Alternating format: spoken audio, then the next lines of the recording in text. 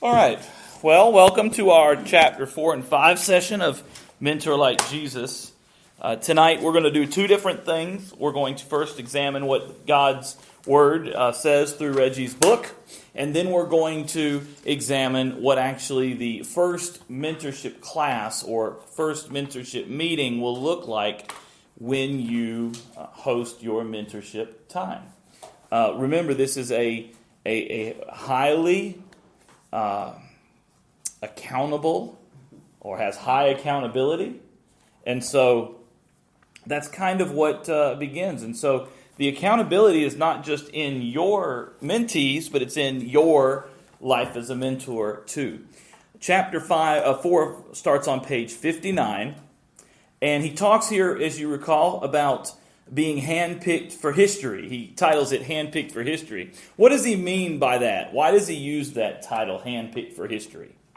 Well, Christ picked them because they were going to start Christianity all over the world. That's right. He picked probably the most important men in the history of Christianity because they were the disciples that eventually he used, along with the Apostle Paul later, to spread the gospel. They were the ones that were going to take it to the Jews. And then Paul, of course, took it on to the Gentiles. In the middle of the second paragraph, he writes, no matter how large your church, this is on page 60, he says, no matter how large your church, there's nothing wrong with starting small. It's kind of contrary, though, isn't it, to what we've been used to and what I have preached and taught in the past, because we're about big, he says. We're about more, aren't we? We want more. If we have a class if we offer it to 100 people and only 10 people show up, well, that's not good enough. We want more than that, right? But Reggie Campbell says, no, that's actually much better than having a class of many. I was talking somewhere recently, and I don't remember where it was, but I was talking somewhere and telling a story about a man who was referencing his class of 200, his Sunday school class of 200.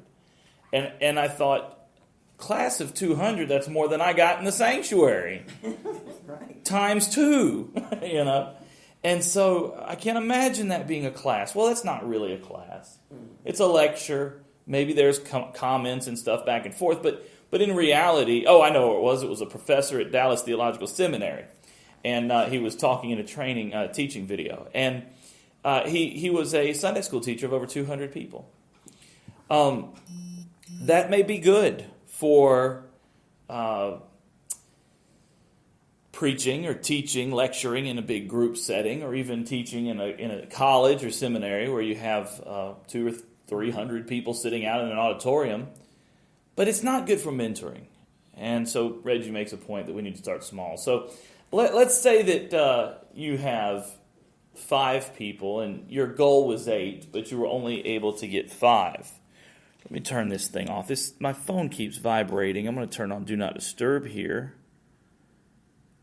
so that it'll quit buzzing on our folks that have joined us on the app. But one of the things that Reggie Campbell points out is that if we're going to do work like this, disciple making, we're going to be more effective in a smaller number of people. So if you start out with 5 and your goal was 8, then you shouldn't be disappointed. 5 is okay. Mm-hmm. Now, what number do we want to stay away from? What low number do we want to stay away from? 1. Yeah, we want to stay away from 1 because remember he said earlier in the book that one-on-one mentorship is difficult. It won't work, and if it does, it's not often. So we don't want it to be too few. But then he also talked later on in this chapter about having 10. And what did he say he really wanted? He should have had 8, but he didn't have the guts to say no, right? So in this case, think about, instead of it being the guts to say no, Reggie Campbell says, you don't have to tell them no. You tell them what? Anybody remember? Next time. Yeah, next time. Later. Andrew, do you remember asking if you could be in my men's discipleship group this year? And it was too late? You said later. I said later. I said, there will come another time, my friend, and you will be able to be in it next time, if that's what you wish to do. I'm ready and waiting patiently. for that, well, there will never become a next time, but maybe one day. And so, yes, he mentioned that he didn't have the guts on page 61. He didn't have the courage to say no. And he does that on page 62 because he kind of deals with the opposite of rejection. I'm not going to reread this to you, but the opposite of rejection basically is that he's not being rejected. Feels like he's having to reject others. And you have to get past that. People may come to you and they may say, hey, I want to be in your group. But think about what he says a couple pages over. He says, they don't pick you, right? You pick them. And this is very intentional because you know the people that you're going to pick. Or God is going to reveal the people that you're going to pick. And you're being prayerful and intentional, and you're picking people that you can connect with. It would be a mistake for you to come to me and ask me to pick people for your group.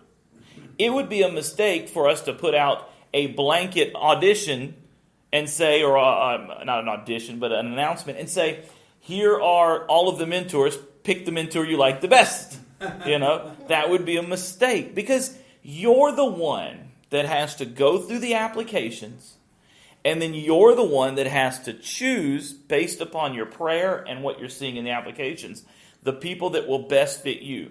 Now, what I mean by that, there's two ways we can do this. One way is the application process, where they fill out the application, you come together as mentors, everybody gets copies, you sift through them, you look through them, and you begin choosing based on applications your mentors or your mentees.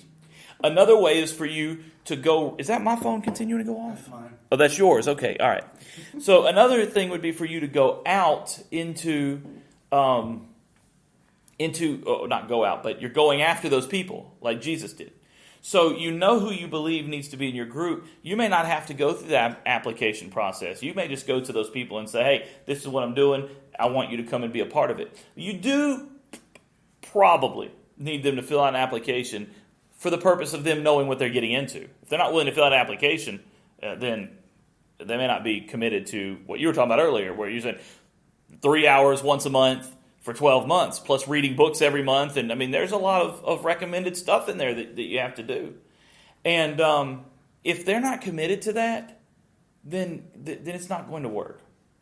And we'll get into that in a little bit. But you're going to need people who are committed, or at least in the offset, they make you believe they're committed. When he said this in page 63 at the bottom, he said, when I pick men for my radical mentoring groups, I try to find guys with a vision for their lives. I'm actually happy if their vision is all messed up. That's where I can add value.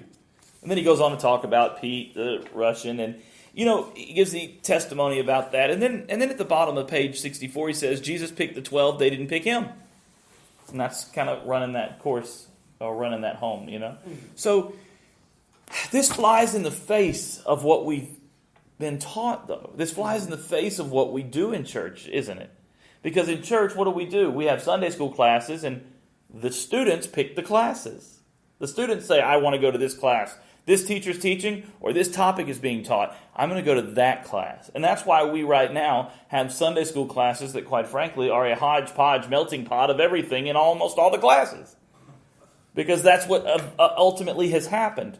Now, we haven't changed it because, quite honestly, the church size, we can get away with that. And there's going to be some other opportunities for us to minister like this. But in reality, it's not about you choosing as a mentee, you choosing where you're going to go be mentored. You need to be chosen. Now, why is that important? Why is it important for the mentor to choose the mentee? Well, if you do a lot of prayer on the person that you're going to choose, then the application lets you learn something about them to start with. Mm-hmm. But if you're going to do a lot of prayer, then you need to pick them. You need to prayerfully and read the application and pick them rather than them picking you. Why is that important? That is the process, true, but why is that important? Because you'll know whether you'll be able to connect with them, add value to their life. Whether you have some of the same background. That's right. That's right. You see them, and Let's be honest. That's right. And let's be brutally. I'm going to be brutally honest. You may not agree with this, but because it's how brutally honest I'm going to be. When you look at certain people that you know whether or not it's going to work or not.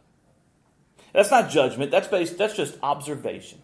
That's based on their life, the things they've, even interactions, that whether they keep their word or stuff. There are people that I will not ask to be in my group because I don't want to have to chase them down 3 or 4 times, a quarter to get them to come to meetings, right? Or get them to come to meetings to find out after a month's time of reading a book that they haven't done their homework for the first meeting. So you're going to get copies of that to take home, and you're going to actually be asked to do your homework this week and bring it back so we can talk about it. Now, you're not going to be able to do exactly the same because I'm not going to ask you to go home and read a book. I'm going to ask you to go home and do your homework based on the next couple chapters that we have coming up, which are chapters 6 and 7. So I'm going to ask you to do 6 and 7 and jot down some stuff. But you have to know that your time is valuable. And if you pick people that you believe are committed, then you're going to have the most possible, let's put it this way, you're going to get the most return on your investment in their lives, so to speak. You're adding value. I can't add value to someone's life if they don't show up. But I can add value to people's life. No, that's no offense to you Sunday morning. But I can, but I can add value. I feel guilty. I know Ed told me you did. I said I wasn't talking to her. I said she didn't even pop in my head when I said that. But hey, that's what I tell people. That's between you and the Holy Spirit. I just get up there and preach the word, and let the Holy Spirit do the rest. Well, you don't want them to pick you based on an ulterior motive, like I want to pick her because I know if I'm out of a job, maybe she'll give me a little financial. Right. That's true too. That's true, and people will do that. Yeah, people will. And so your time is valuable, and you can't add value to a person if they're not coming to your meetings. Now, the other thing you got to consider is you've only been asked to meet 12 times. And so even though it is a little extended, minus the the retreats, you're being asked to meet 12 times during the year. They have to, if you miss too much, it's like this class or the class on Sunday mornings that I do for the new members. They meet 4 times. That class meets 4 times. They read 2 chapters a week, and they meet 4 times. So when we hit the halfway point, or when we hit week 2, they're already at the midterm, so to speak. We're already halfway through that book and preparing to wrap up. When they hit the 3rd time, 75% of the class is done, and we're already wrapping things up at the next session. In fact, that class, in that 4-week class, I tell them you can only miss 1 week to get credit for the class. You can still, you don't have to come to it, but if you miss 1 week, if you miss 2 weeks, you miss half the class. I can't say that you are prepared to be a member based upon our material that we've presented to you and so on and so forth, because you only got half of it. So you have to get at least 75% of it in order to do that. So these folks it's important. Now, you're not going to have that kind of structure because you're not dealing with church membership in your groups. But that is something that you should take seriously, and you should believe that your folks are going to take it seriously. Now, things happen, and we know that, but we want to make sure that they take it seriously. And that's that we want them to be committed. Look at the quote on 67, on the big quote on the right. He's talking about the meeting with Jesus, and he says, "The fishermen dropped their nets. The tax collector left his booth. They followed with incredible commitment." What commitment? And on page 68, it says commitment required, right? Listen to the application covenant or the signature covenant there in the middle of page 68. This is what these guys have to sign and have to follow through with. "I commit to attending every meeting and retreat, to be there on time, and to have my work done. No exceptions unless providentially hindered.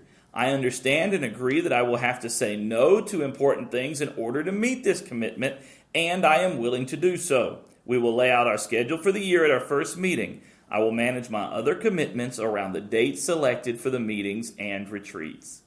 Now, what do you think the normal church goer this day and age, the normal small church or medium-sized church, we would be a small church, under 100, the normal small church goer in rural Georgia, Southern Baptist life, would probably say if they were presented with that kind of covenant? Forget it. Yeah. They'd close the book and walk out. They would, wouldn't they? They would. And imagine if we said to them, if you're going to join the church, you have to accept a similar covenant. Do you think that they would join the church? No. No. You know what, though? You're wrong. Because we do that here. You just don't recognize it because this is how we do it. Think about it now. Watch, let me show you how this works. Every time we add new members, what do I now read and ask them to agree to? The church covenant, right? And then I ask the church if they're going to agree to help them in those areas where the church has to respond. Don't I? It doesn't happen a lot. It was supposed to happen this past Sunday, and I totally forgot that Jessica and Ernest were going to join. So we're going to bump them, and they're going to join maybe this weekend. I don't know.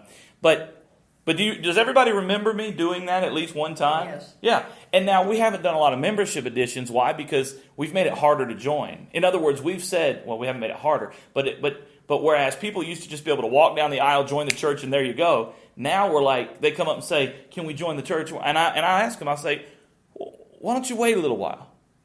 And they're like, what do you mean wait a little while? And I've told them, wait 4, 5, 6 months and see if you still like it. If you like it after 6 months, you'll probably stick. But if you don't like it after 6 months, you'll know before 6 months. Because in 6 months, I will not be whatever it is you like about me 100% of the time. I will say something wrong, hurt your feelings, forget to call you back. Something's going to happen that I'm going to do within the next 6 months that you're going to have to decide, can I give that man grace or do I need to go find another church? And there's no sense in us taking the church through this ups and downs of membership where everybody gets excited because the membership's up here, but the attendance is down here. There's no point in that. So instead, I've asked people, now I want you to see, we've had less members join over the last year, but look at the members that we've had join. They've been quality, committed, and are sold out to helping in ministry. Marshall Worth, Kristen Sharp, Matthew and Belinda Griffey. Just some examples of people who were told, wait a little while before you join, and then if you still want to be a part of the mission of Smith Street, we'll do the little ritual of having you come up and join, which is really nothing more than paperwork, and we get to clap our hands together. Well, they can get frustrated that the deacons, one of the deacons didn't do this or that. And that's a good excuse. If they want an excuse, they can find one. Oh, well, I'm glad you said that because I have that excuse then. Did he say something to hurt you? No, not today. Ed and I usually hurt each other at least once a quarter. No, somebody. Yeah, I thought you were talking about locking up and turning off lights and stuff. Yeah. Sometimes our deacons have to be reminded of that, don't they, Andrew? But that's only because our deacons are. I didn't mean you. I just mean in general. But that's because our deacons are human, and sometimes their pastor forgets to do that stuff too. And really? Yes, he does. So he has to be forgiven too. And that's why it's important, because in the first 3 weeks of you being here, it may be the best thing you've ever experienced. It really may be. And it may last, that honeymoon may last and last and last, but I'm pretty sure in 6 months somebody's going to offend you. And so here's my question now. Not intentionally, but they'll do it. Some of them will, intentionally. No, you're right. I don't think we have anybody intentionally do it, but it's very easy to slip up and make mistakes, and it happens. And I've noticed this. I'll tell you, just a sidebar here. I've noticed this in our church too. Since we started doing these, since we started making less out of membership and more out of commitment, I've seen people come together in disagreements where they've disagreed or they've clashed, and I've seen a lot more forgiveness, grace, and people moving forward in that. We've had some situations where people have clashed that I would have thought they'd have been out the door, and yet they stuck because they were committed to the church, to the mission, to their friends, to their family, and to the Lord. Because keep in mind, you can be committed to the Lord anywhere, but you can only be obedient about being where He wants you in one place. And people have to realize this is where God wants me. Well, you're not going to know that after 1 or 2 visits. You may know that you want to stay, but you're not going to know for sure that God wants you there. Honestly, I believe, you can disagree, but I don't think you'll know it until friction comes and things get difficult. And then you're going to find out, because now all of a sudden you're going, well, that's why we say the honeymoon's over. When you get married, it's all bliss and exciting, but when you come back home and you got all this stuff staring you in the face, and probably the worst thing we do is get married, go away for a week, and come home to a bunch of stuff we left behind. Think about it. All we're doing is setting ourselves up for stress, right? I wanted to cry when we left Disney World the first time. I want to go back because I got home and it was not. I wish that I could be walking through the garden and hear the little flowers singing to me, and it's a small world and everything's happy and beautiful and great. But that is not the way it is when you come home, and that's not the way it is when you come off a honeymoon, whether it's literal or figurative. So now, what kind of group do you think might cause? All of you said no, they'd be out the door. People wouldn't want to do that. Some wouldn't. You're right. Some would leave. What kind of person is that? Person who leaves because they don't want to be committed. What kind of person is that? I was gonna say shallow, but Okay. They have a consumer mindset. Consumer mindset, shallow. Lukewarm. Lukewarm, okay. What else? But they may not. These are all right answers. May not know extent. Christ at all. Well, they may not be saved, okay. No, they could be. So just- let's throw a caveat here and make that a Christian. Mm-hmm. All right. So now we know what kind of Christian is that. Now you can't do that one. They could be young. A young Christian, yeah, infant, young, in maturity, right? You know what kind of, and all those are correct. You know what I think of when I say what kind of person is that? It's not the kind of person I need in my group. Okay. Think about that. It's not the kind of person I need in my group. Is that okay? You bet it is. It's not to say that we cast them aside and they fall out of the church. That's not what we want. We want them in Sunday school. We want them in church. We want them committed, learning how to be committed. We want them involved. But I don't want a person on my team that isn't committed to the goal. You know, if we have a football team and the only one committed to getting the ball into the end zone is the quarterback, or better yet, is a receiver, how are they going to get the ball down there? The quarterback's not even committed. If the quarterback doesn't throw the ball to the receiver has no chance to complete his mission.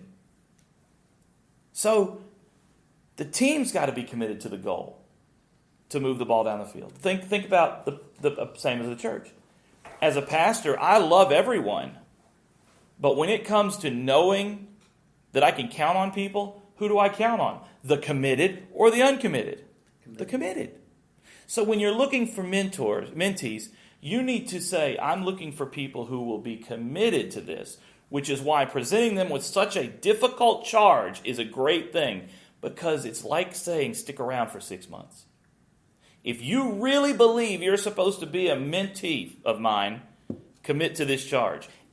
Covenant. If you don't commit to this, that's okay. I love you anyway. But I would rather you not commit to it now so I can go find somebody else to fill that spot than say yes half-heartedly and show up half the time.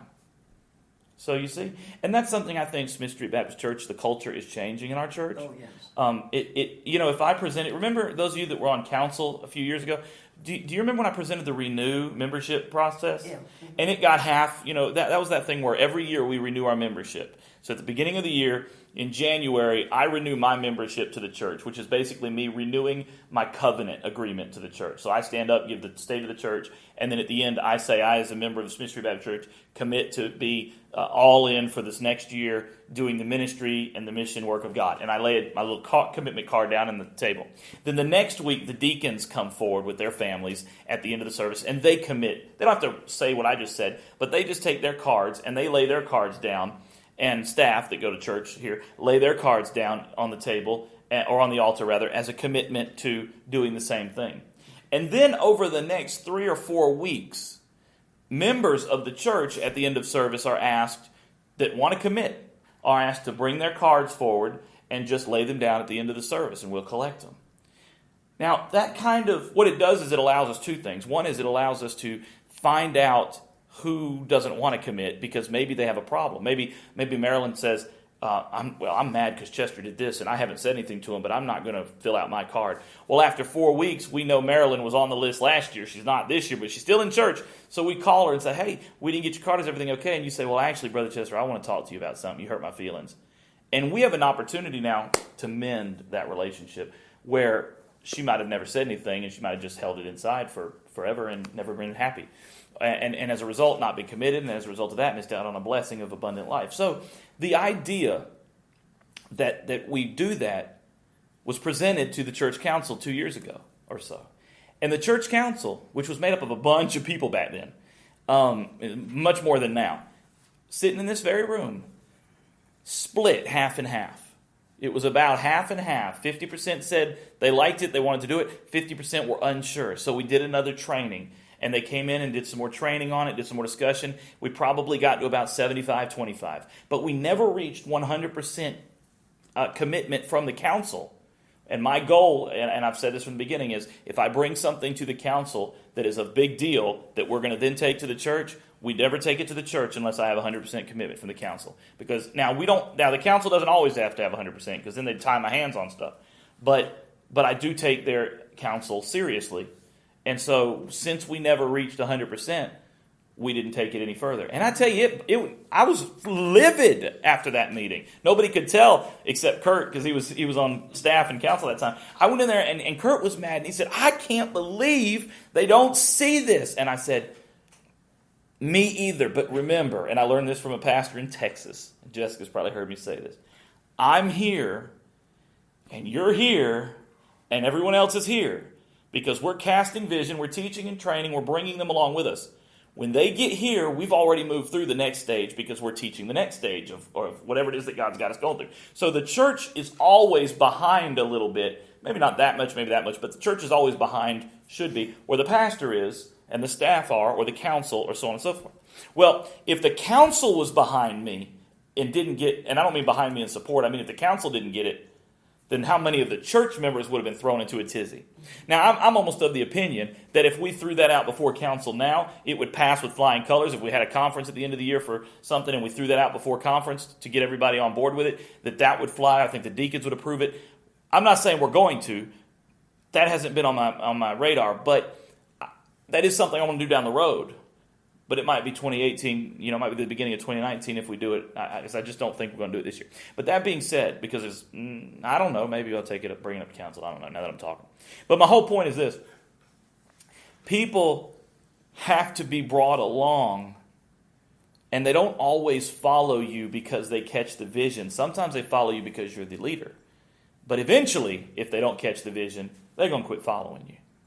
And so as a mentor, you want people who are committed to the vision you have for being a mentor.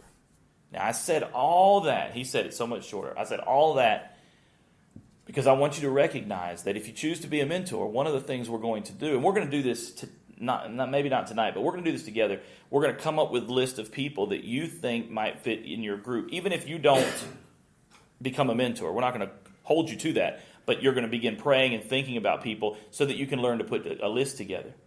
And in the case of that, you can't just pick people because they're nice, funny, sweet, cook good, whatever. You get along with them. You've got to pick people that you believe will be committed. Because if no one shows up to your meetings, you are a mentor without any mentees, which means you're just a person sitting there with a bunch of material and preparation and nobody committed. So you understand what I'm saying. All right.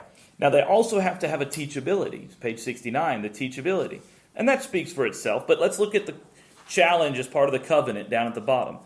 I understand that I will take direct, unfiltered feedback. Whew. Nobody wants that. Right? I will do everything in my power to receive it in love and to learn from it. I will avoid defensiveness, realizing that when I defend, I lose the opportunity to learn.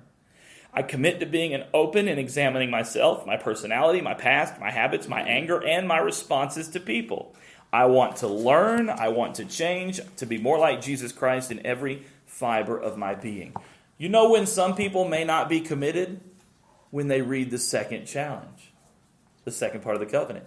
They may have said, yeah, I'm committed, I'm good, I'll do that. Then they get to the second part and it's like, oh, I don't know if I want to do it all that. Now, you're talking about giving me honest feedback? I'm not all about, my spouse doesn't even give me honest feedback. But now let me ask you a question. As long as you've known me, is that not what I do?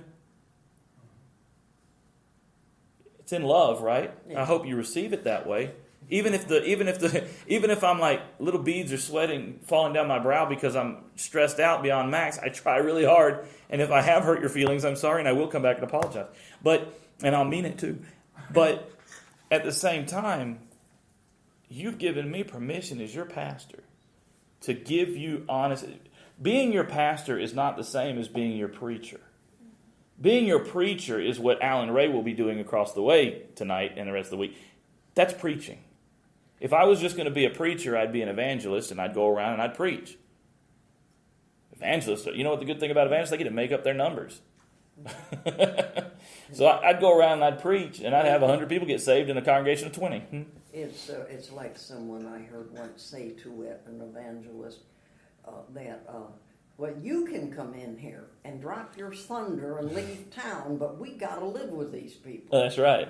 And there's some beauty in that, because if the evangelist does do that, sometimes a pastor can go, he's an evangelist. Don't worry about it. Don't worry about it. But maybe that truth still sunk in a little bit. God will change your hearts. But you didn't call me to be your pastor. Your preacher. You called me to be your pastor. And as a result, you called me to be your shepherd, your under-shepherd to Christ, to lead you, to guide you, to direct you with the help and prompting of the Holy Spirit, to sharpen you as you sharpen me. We're to do this together. And so as your pastor, it's my responsibility sometimes to tell you, hey, that was not the right choice. That was not the best behavior.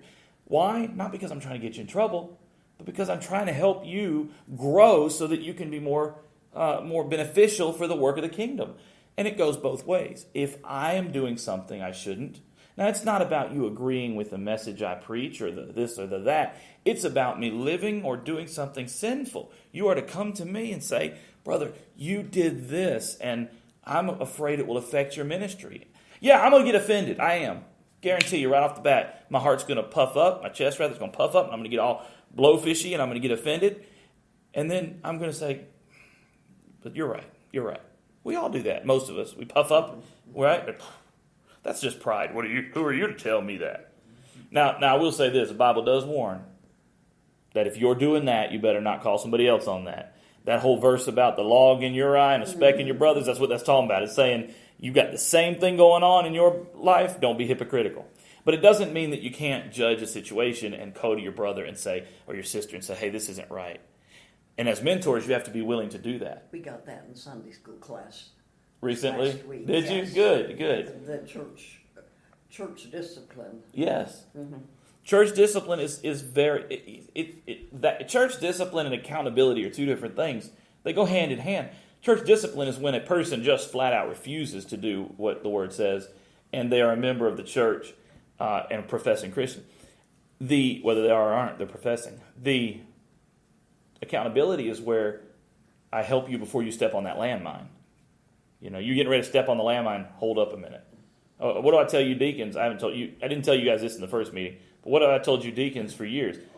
You are there to help me to stop me from stepping on a landmine. You're not there to correct me because you didn't like the sermon. You're not there to chastise me because you think my children are annoying.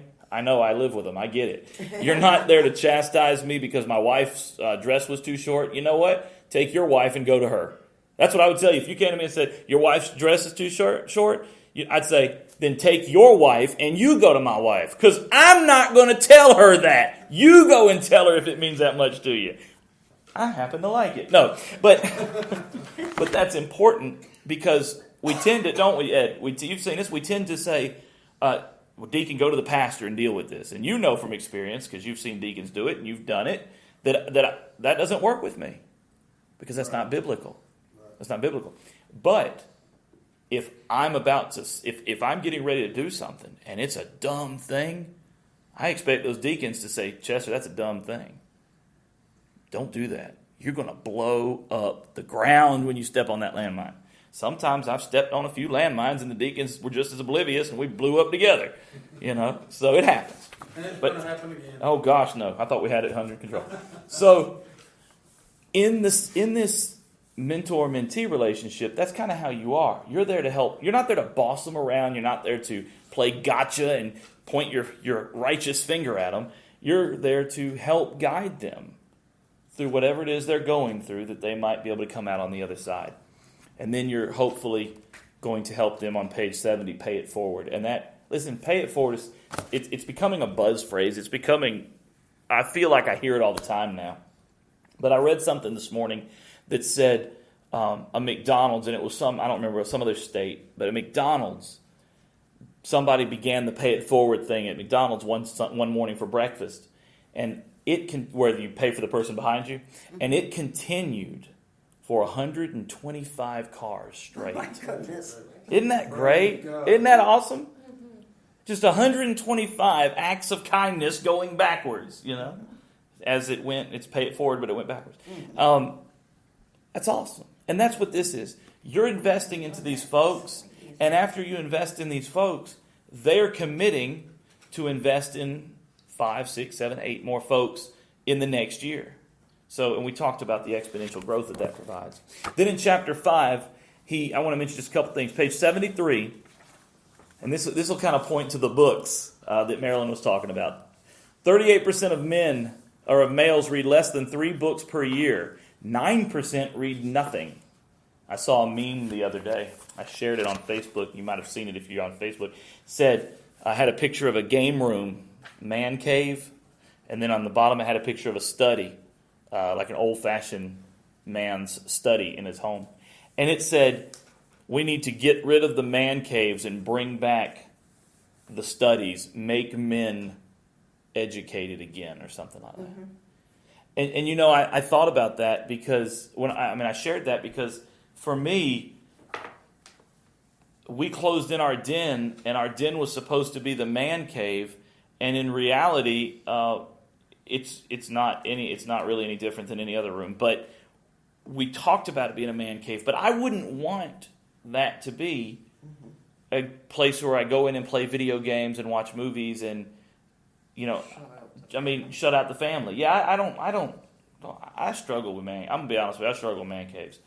The other day I needed to get away and read a little bit, and Ava wanted to go outside and play, and we're just not comfortable. I'm not letting her, Heather's not either going outside by herself at 5 years old without our eye on her, because there's big dogs that roam the neighborhoods and stuff, and people, our people, and if she's in our backyard, there's a fence, we're a little less worried, but on the side of it where the playhouse is, there's not a fence. And so she wanted to go outside, so I took a book I'm reading, and I went outside, and I sat down out there, and she played, and I read my book, and that was kind of me getting away from everybody else.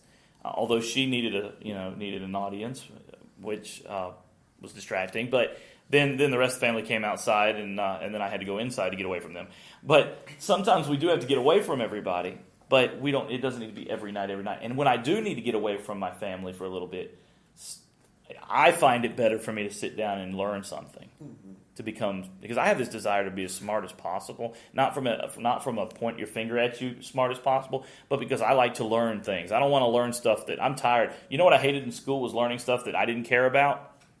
I'm an adult now. I get to learn stuff I care about, and if I find out halfway through a book I don't care about it, throw it away, or give it to somebody who cares about it. So the whole point to this is, we know men don't read enough. I don't know what the statistics are for women, but we know, according to this, that men are not reading enough, and probably women aren't reading enough either, although women probably read more than men. I don't know. Women are just better all around. But so high five to the ladies. But I think that what is important here is that your people recognize they are expected to read a book every month. Now, guys, let's be honest. If you're going to have this book read in just about a month's time, and you could have this book read in about a month's time, these are the size books we're talking about. Nobody's giving you War and Peace and asking you to read War and Peace in a month. All right? We're talking about 150-page paperback books that you can get through that are easy reads that'll help you grow. Now, let me just let you in on a secret here. Do you just think, I wish I had some numbers to back this up, but think about how much smarter, how much better educated you would be if you read 12 this size books a year about something that interested you. Around here, I'm not being critical, I don't think, but there seems to be pride in men that they don't. Yeah. That may have been because Daddy couldn't. He had to run the farm and he couldn't go finish school. So there seems to be a sense of, well, I don't need to go to school. I'm doing fine. Yeah. And some of them do make it. They're smart enough they can make it without. And I think there's some truth to that. I don't know what it could possibly be, except for maybe some of what you say. But I think there's truth to that. I also think it's become so uncool for a man to be educated. Yeah. And I don't mean formal educated necessarily. I just mean educated. I am much more enjoying my informal education than I did my formal education. Yeah. But my formal education sparked the informal education. In other words, when I go and I find a study, like I'm taking free classes online at Dallas Theological Seminary. Why? Because they're about things I'd like to know more about. Mm-hmm. I take those free Hillsdale classes from time to time at Hillsdale College. Why? Because they're free things. In fact, Our Daily Bread has so many free courses now that you could literally take a course, one course by itself, and I think you would spend 3 years or more doing those courses if you did one by itself. Watching videos, doing some little test things. It's not stuff that you can get certificates and stuff if you want to pay for them. But the idea is getting with that and a cup, 50 cents will get you a cup of coffee in most places. But what you can do is build your knowledge when you go in, because when you go in to teach a class or sitting in a class or something, you will, no matter what you think, you will feel so much better if you have an idea of what's going on. You have to, I learned as a teacher, you have to know about twice as much about that subject as you're going to present to them. You have to have you do. this background that you know about That's right. in order for you to present it so they understand. It's hard to teach something you just learned. Mm-hmm. So, discipleship is a lifelong learning endeavor, page 76. And he talks on 74 about the time pressure and how the pressure of trying to put it all together is really going to define who you are and who they are. But peer pressure is also something that's really good about this group. If you have a group that is going to meet and they know that if they come unprepared, they're going to be embarrassed, they're either going to prepare or not come. If you have a committed person, even if it's at the last minute, they're going to prepare because they don't want to be left out. But it's not something that you have to work. Let me find out here. Look down at the bottom of page 76, second to the last paragraph. Through the purposeful assignment of books, the requirement for a written net out, the discipline of having to read a book a month and being faced with the peer pressure of presenting your takeaways from each book, a reading habit forms. Mike said his reading became his habit. Mm-hmm. Reading became his habit. What you're doing over the next 12 months, or over the 12 months of your mentorship time, is you are creating a habit for these people and yourself to read one book a month. That's not a lot. I had a professor at Bruton Parker years ago. You might have known him. Were you there when Dean Williamson was there in the business department? Tall, skinny man. Dean, he's over at Texas A&M now. He read one book a day. Now he was a speed reader. Mm-hmm. He could sit down in a couple hours and blow through this book, in maybe an hour. But he made it a point. But the way he got that way was he made it a point to begin a habit of reading a book at lunch every day. So his lunch breaks were taken up reading a book, or trying, it didn't start out that way, but learning how to read so that he could read a book a day. And so he could sit down and he could blow through a book. And he'd retain the information. Yeah. And he didn't have this photographic memory. I have a friend of mine who I believe has one of those memories that anything he hears, sees, or what have you, he always remembers. And he's working on his doctorate. And I'm like, well, I don't have that, so I don't want to do the extra work to have to get my doctorate right now, or maybe ever. We'll see. But right now, I like my informal education.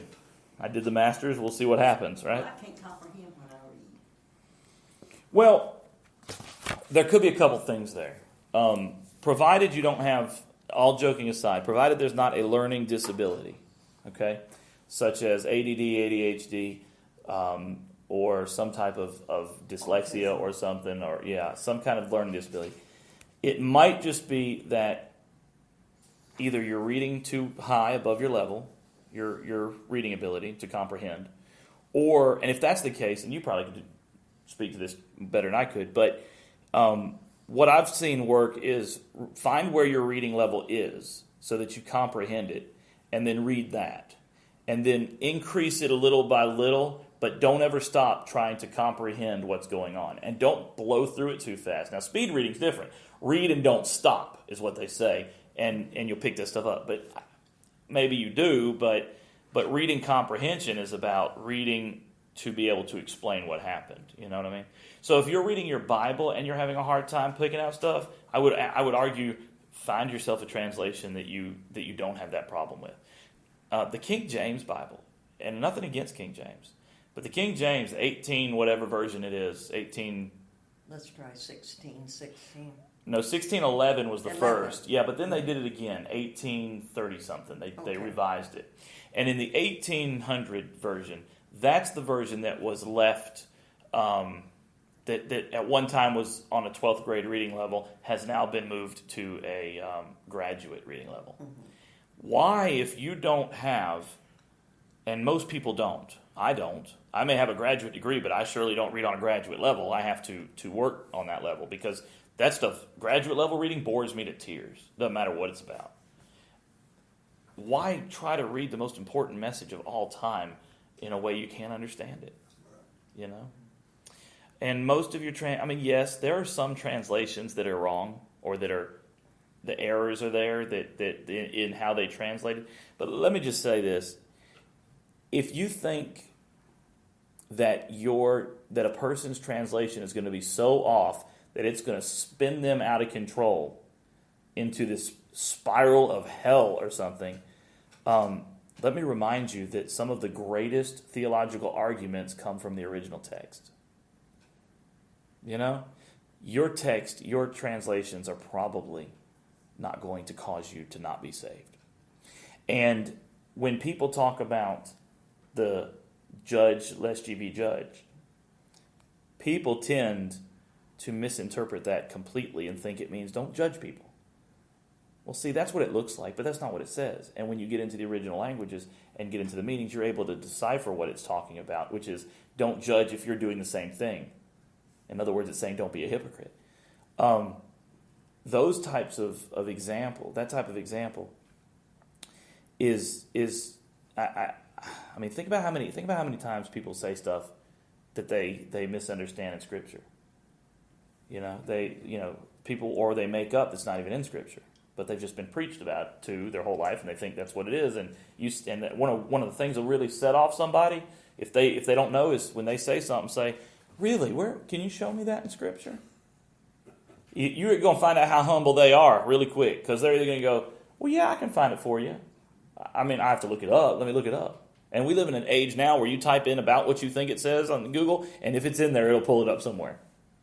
But a lot of times people get mad about that kind of thing, as if to say, they get prideful because they know they don't know where it's at. You're challenging them. But if you hear something, ask that question. Say, Brother Chester, where does that say that in the Bible? 9 times out of 10, I'm going to have to say, let me write this note down and look it up for you. Because I'm really good about paraphrasing where Scripture is, and I'm really bad about memorization. So let me look for it. But I know it's in there, because I wouldn't have said that if it wasn't. There was a time where I might have, but nowadays I'm a little more responsible for that. With that.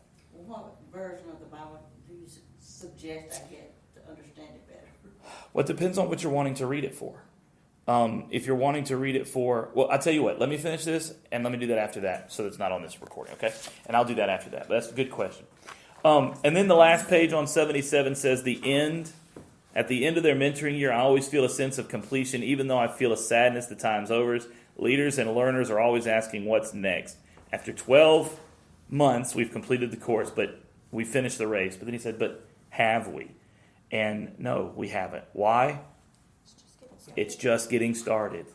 That's right. And it has to go forward. So, with that being said, I'm going to pass out 2 things to you real quick. Actually, I'm going to stop our audio now. So thank you for listening.